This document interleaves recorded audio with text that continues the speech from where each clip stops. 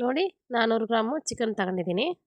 ಅದಕ್ಕೆ ಬೇಕಾಗುವ ಸಾಮಗ್ರಿಗಳು: ಪುದೀನ ಒಂದು ಮುಷ್ಟಿಯಲ್ಲಿ 5 ಬೆರಳಲ್ಲಿ ಎಷ್ಟು ಬರ್ತದೋ ಅಷ್ಟು, ಸ್ವಲ್ಪ ಕೊತ್ತಂಬರಿ ಸೊಪ್ಪು, ಒಂದು 5 ಮೆಣಸಿನ್ಕಾಯಿ ಹಸಿಮೆಣಸು, ಬೆಳ್ಳುಳ್ಳಿ ಮತ್ತು ಅಲ್ಲನ ನಾನು ಜಜ್ಜಿಟ್ಕೊಂಡಿದ್ದೀನಿ. ಹಸಿ ಶುಂಠಿ ಅಂತಾರೆ ಇದಕ್ಕೆ, ಹಸಿ ಶುಂಠಿ ಮತ್ತು ಬೆಳ್ಳುಳ್ಳಿ.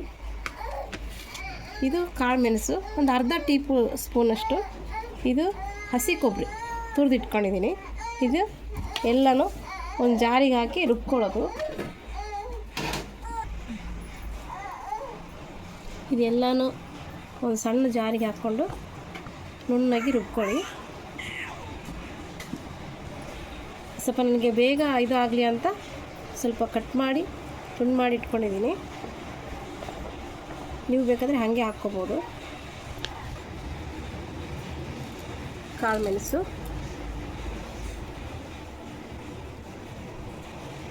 ಇದೆಲ್ಲನೂ ಒಟ್ಟಿಗೆ ಹಾಕ್ಕೊಂಡು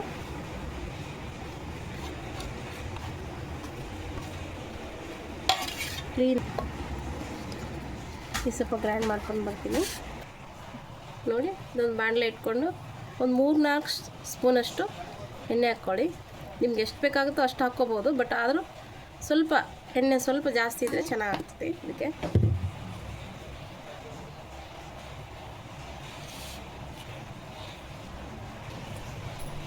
ನೋಡಿ, ಸ್ವಲ್ಪ ಎಣ್ಣೆ ಕಾದಿದೆಯಾ ಇಲ್ವಾ ಅಂತ ನೋಡಲಿಕ್ಕೆ ಒಂದು ಎಳೆದಷ್ಟು ಹಾಕಿದರೆ ಗೊತ್ತಾಗ್ತದೆ.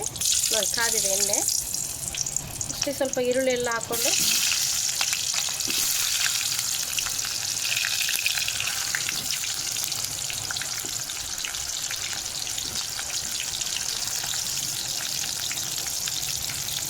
ಸ್ವಲ್ಪ ಎಣ್ಣೆಲೆಲ್ಲ ಬಾಡುವವರೆಗೆ ಕ್ಲೀನಾಗಿ ಇದು ಮಾಡಿ ಫ್ರೈ ಮಾಡಿ.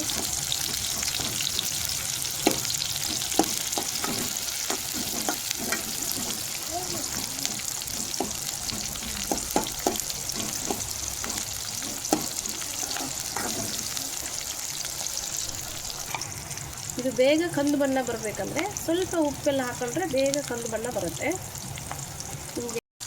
ಕರಿಬೇವು ಸೊಪ್ಪು,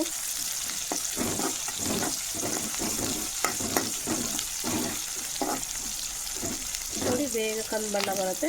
ಸ್ವಲ್ಪ ಉಪ್ಪು ಆ್ಯಡ್ ಮಾಡಿಬಿಟ್ಟು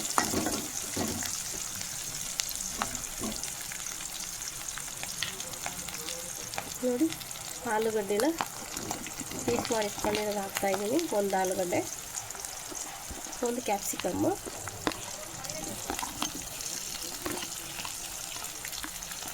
ಹಾಕಿ ಚೆನ್ನಾಗಿ ಬಾಡಿಸ್ಬೇಕು ಎಣ್ಣೆಯಲ್ಲಿ.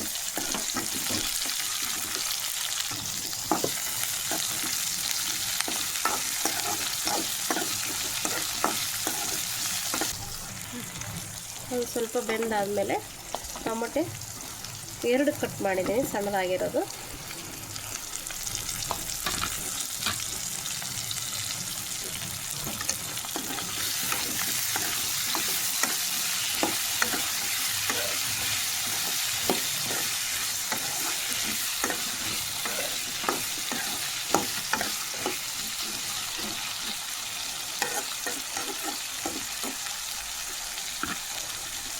ಇದೆಲ್ಲ ಹಾಕಿ ಸ್ವಲ್ಪ ಬೆನಿಲಿಕ್ಕೆ ಬಿಡಬೇಕು.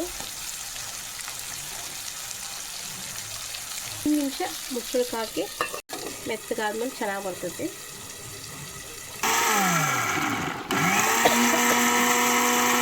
ನಿಮಿಷ ಆಗಿದೆ.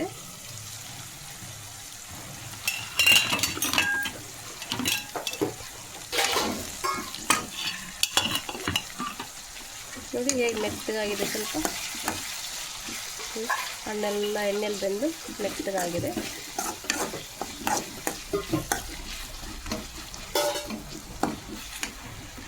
ಇದಕ್ಕೆ ಸ್ವಲ್ಪ ಉಪ್ಪು ರುಚಿಗೆ ತಕ್ಕಷ್ಟು,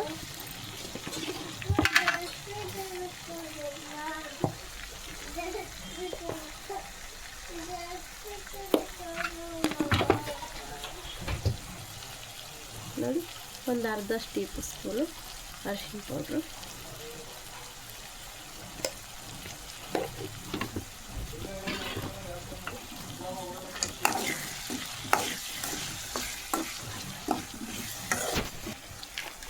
ನೋಡಿ ಉಪ್ಪು ಅರಿಶಿನ ಪುಡಿ ಹಾಕೊಂಡಾದ್ಮೇಲೆ 1 ಟೀ ಸ್ಪೂನಷ್ಟು ಗರಂ ಮಸಾಲ ಹಾಕೋತಾ ಇದ್ದೀನಿ.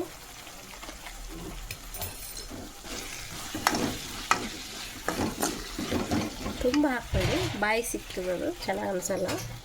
ನೋಡಿ ಚಿಕನ್ ಆ್ಯಡ್ ಮಾಡ್ತಾಯಿದ್ದೀನಿ.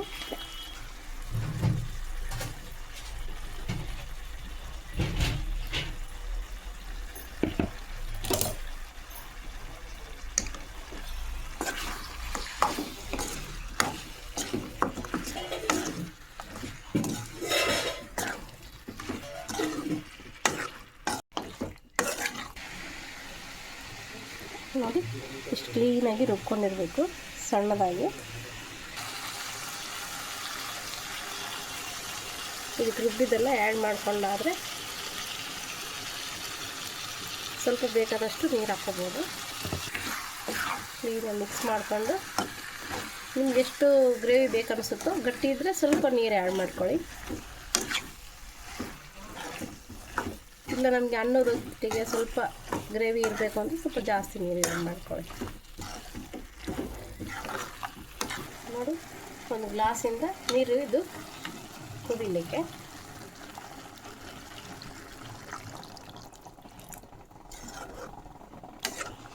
ನಿಮ್ಗೆ ಇಷ್ಟೇ ಸಾಕು ಅಂದರೆ ಒಂದೇ ಗ್ಲಾಸ್ ಆ್ಯಡ್ ಮಾಡ್ಕೊಳ್ಳಿ. ನೋಡಿ ಎಲ್ಲ ಹಾಕಿದ್ದೀನಿ. ಒಂದು 15 ನಿಮಿಷ ಬೇಯಲಿಕ್ಕೆ ಬಿಡೋಣ ಇದನ್ನು. ಇದು ಆವಾಗವಾಗ ಒಂಚೂರು ತಿರುತ್ತಾ ಇರಬೇಕು, ಇಲ್ಲಾಂದರೆ ತಳ ಹತ್ಕೊಂತೈತಿ. ನೋಡಿ ಚೆನ್ನಾಗಿ ಬೆಂದಿದೆ.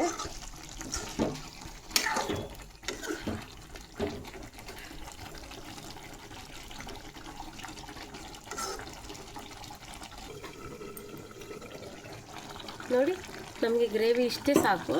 ಚಪಾತಿಗೆ ಮತ್ತು ಅನ್ನಕ್ಕೆ ಚೆನ್ನಾಗಿರುತ್ತೆ ಅಂತ ಬಂದ್ ಮಾಡ್ತಾಯಿದ್ದೀನಿ. ನಿಮಗೆ ಬೇಕಾದರೆ ಇನ್ನೂ ಸ್ವಲ್ಪ ಗಟ್ಟಿ ಆಗುವವರೆಗೆ ಬಿಡ್ಬೋದು. ಈ ರೆಸಿಪಿ ನಿಮಗೆ ಇಷ್ಟ ಆದಲ್ಲಿ ಲೈಕ್ ಮಾಡಿ, ಹೇಗಿತ್ತು ಅಂತ ಕಮೆಂಟ್ ಮಾಡಿ ತಿಳಿಸಿ.